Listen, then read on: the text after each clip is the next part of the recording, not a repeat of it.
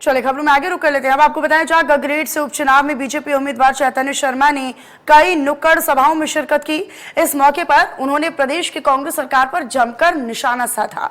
उन्होंने कहा कि कांग्रेस ने उन पर आरोप लगाकर उन्हें बदनाम करने का असफल प्रयास किया है और उन्होंने ये भी कहा कि लोकसभा चुनाव के साथ साथ विधानसभा उपचुनाव में बीजेपी की जीत तय है, क्योंकि जनता को मोदी की गारंटी पर विश्वास है, न कि कांग्रेस के झूठे वायदों पर। उन्होंने ये भी बताया कि जिस तरीके से बीजेपी को जनता का समर्थन हासिल हो रहा है, उस तरह 4 जून को देश और प्रदेश में डबल इंजन की सरकार बनना तय है।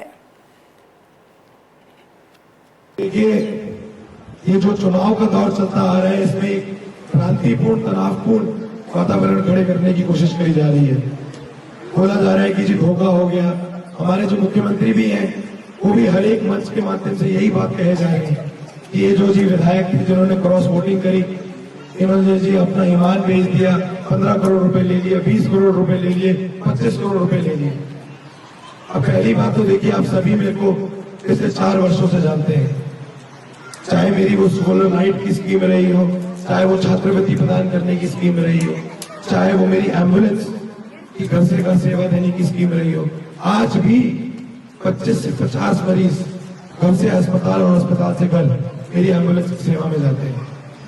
इन सारी की सारी मेरी जन कल्याणकारी नीतियों को बढ़ावा देने के लिए सरकार ने मेरे को अपनी तरफ से 1% का योगदान नहीं दिया है। पिछले 4 वर्षों से जो भी स्कीम में धरातल पे उतारता आया, वो सारी की सारी मेरी निजी सहयोग से चलती आई है।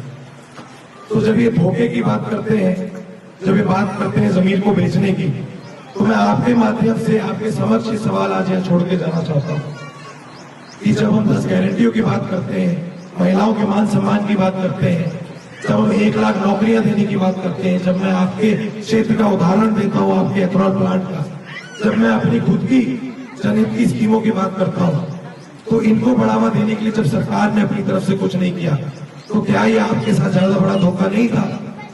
आपने मेरे को सरकार में आपके पक्ष के लिए, आपके हित के लिए, आपके मत के लिए काम करने के लिए बिठाया था। अगर मैं चाहता तो मैं इसी सरकार में अगले 3 साढ़े 3 वर्षों के लिए भी बैठा रह सकता था।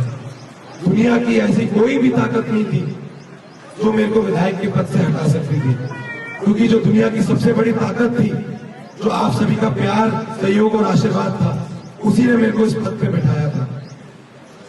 मैं बार बार इस बात को दोहराना चाहता हूं कि मैं अगर चाहता, जिस तरीके से मैंने अपनी अंतरात्मा की आवाज को सुनते हुए राज्यसभा के इलेक्शन में वोट किया, मैंने बार बार इस सरकार के विरोध में भी अपनी आवाज जनता के लिए उठाई। अगर मैं चाहता तो मैं चुप रह सकता था, मैं बैठा रह सकता था और 3 साल के बाद फिर से आपके बीच में आके हाथ जोड़ के आपसे वोट मांग सकता था। लोग बोलते हैं कि जी इन्होंने पार्टी छोड़ दी, ये पार्टी की वजह से चुन के आए थे। मैं जी पार्टी की वजह से नहीं चुन के आया था, मैं आप सभी के आशीर्वाद के कारण चुन के आया।